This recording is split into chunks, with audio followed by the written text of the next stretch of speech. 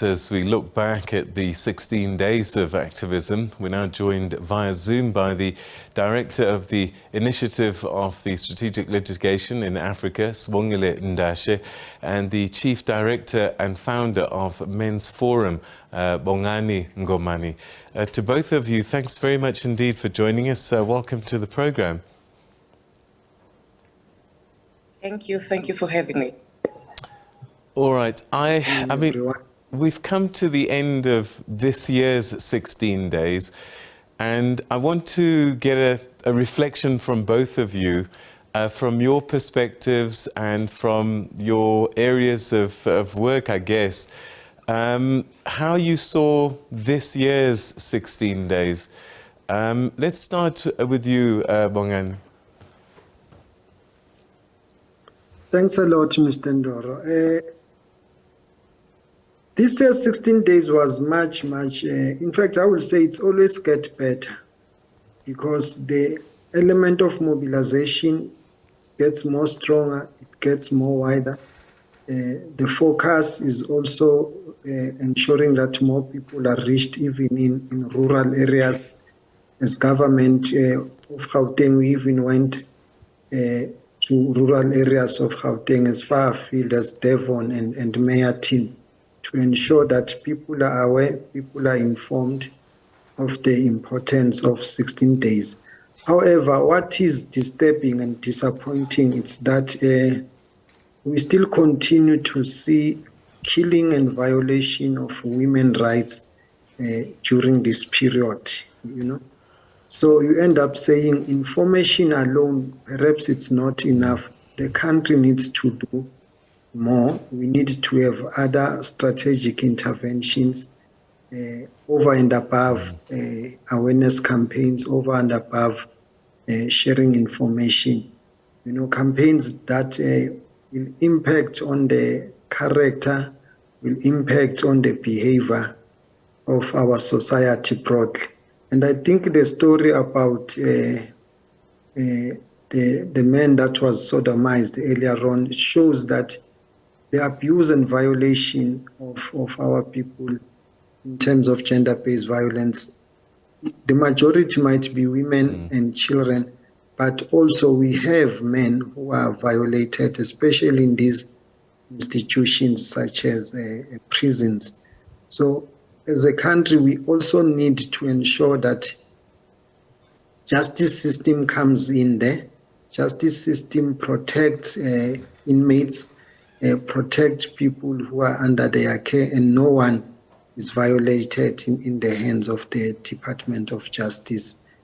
But we remain hopeful that we will win this battle. Moreover, now that there is a great mobilization that is done of men and boys in fighting gender-based violence in this country. So we remain hopeful that in the near future, we'll see a peaceful South Africa. We'll see families living in harmony, side by side, men and women. All right. Thank you. Thank you, Bongani.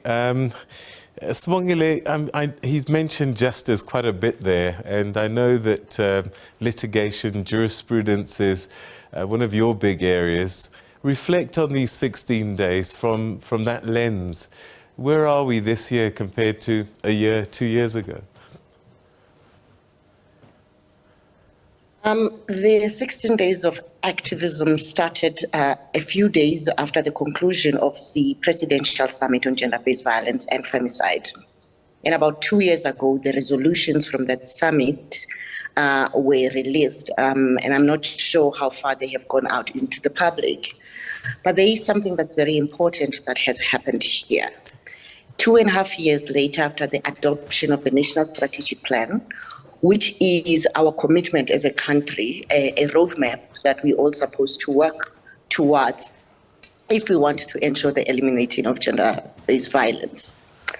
In the summit, some of the key things that came out of there, it's that whilst there is recognition that we lost almost 2.5 years of the implementation of this 10-year strategic plan, There were other things that we are able to recognize as having happened around the creation of Sexual Offences Act, the draft legislation on the council, the establishment of the council on gender-based violence and femicide, which is something that we have been concerned about.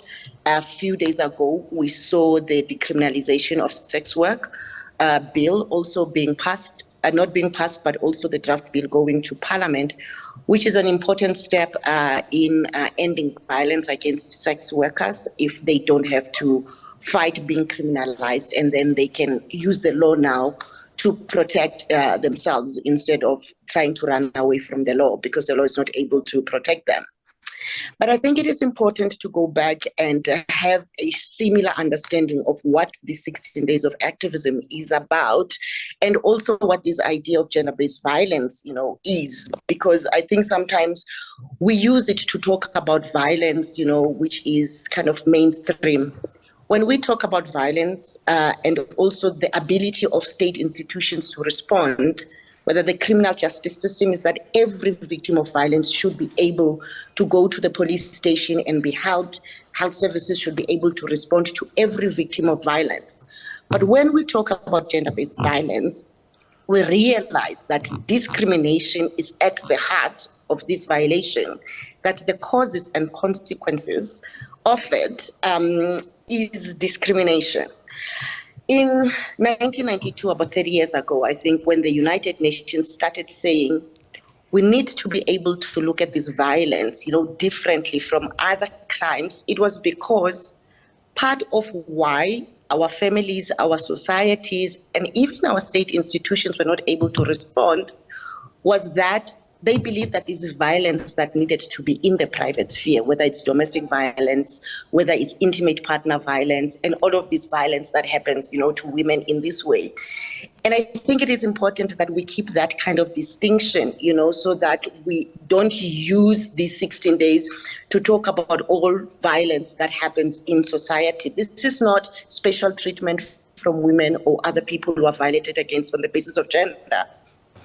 But it is because we recognize that it is overwhelmingly gender specific. It does not mean that it doesn't happen to other people. But what we are saying is that the causes, the reasons why it happens to women mostly is discrimination, because then we start to pay attention to how we then combat this discrimination that leads to this violence. Okay, Bongani, let's come back to you as we start to look forward a little bit into the future.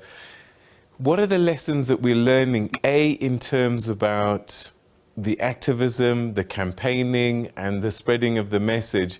What is working, and what do we perhaps need to let go of? Some people are saying, 16 days is not enough. We should have 365 days of these kinds of conversations.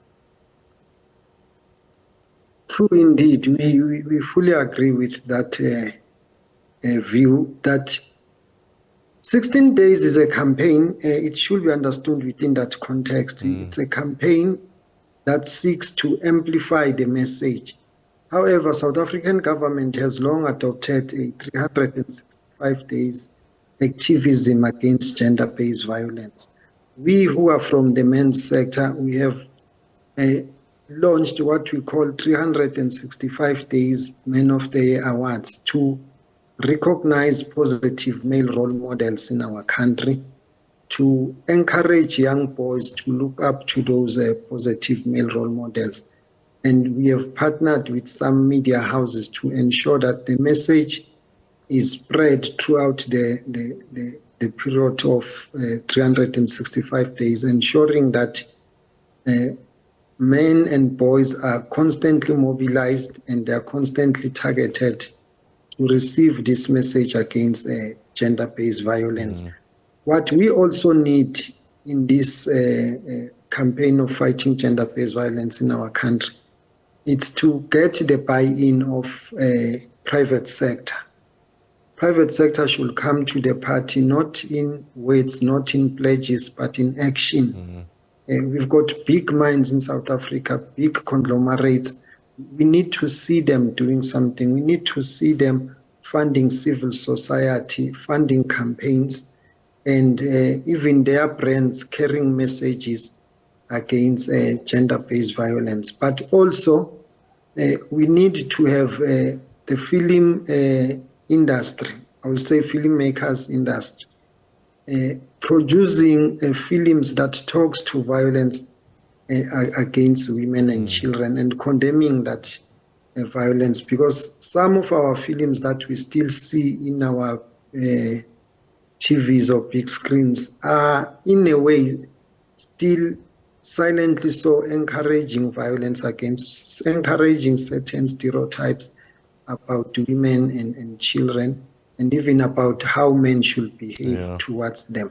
All right. That is what I think needs to be done in improving the campaign, and those are few things that needs to be changed. In conclusion, I will encourage also our society to give special attention in mentoring a boy child, so that our boys grow up with a certain positive attitude towards women, towards girls, an attitude of seeing them as equals, an attitude of seeing them as partners in life, rather than as inferior beings. Yes. Okay. Thank you, Bongani.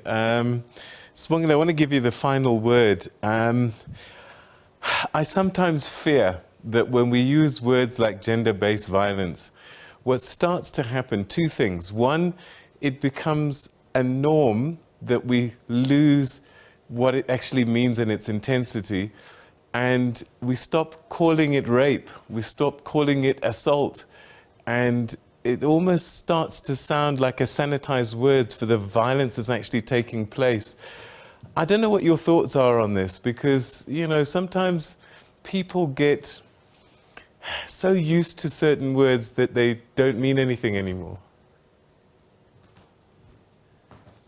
Language is important, and I think it's also important to recognize why 30 years ago we had to adopt gender-based violence as a way of understanding this kind of violence and why it happens. You know, it is still rape.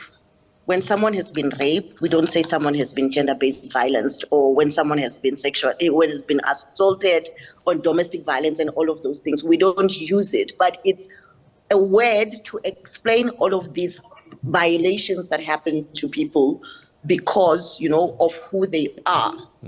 And so when we call it gender-based violence, we are emphasizing the response, right, that is looking at these causes. So when you look at the National Strategic Plan, it has got these 6 pillars, right? And Mr. Ngomani has mentioned some of them. You know, that there needs to be prevention work and rebuilding social cohesion. If you foreground kind of discrimination, it's that what is it, the gender stereotypes that we use, the rape myths, that creates an enabling environment for these kind of violations. So it means that our response are targeted and they're able to deal with this. When we talk about prevention in schools and what we put in our curriculum, the comprehensive sexuality education, when we start to question gender roles, when we start to talk about the autonomy that women have over their bodies, which is part of the reason why rape happens when people do not believe that women are entitled to say no, or when men feel that they have this entitlement over women's bodies.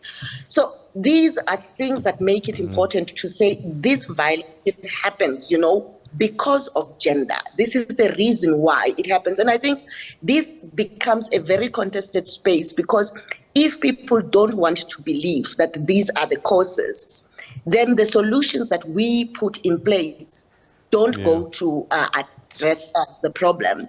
So I do not think that it is a sanitized word. I think it is a word that we must insist on, so that people really do understand, you know, why it is important to understand that unlike other criminal offenses, that this one is really gendered.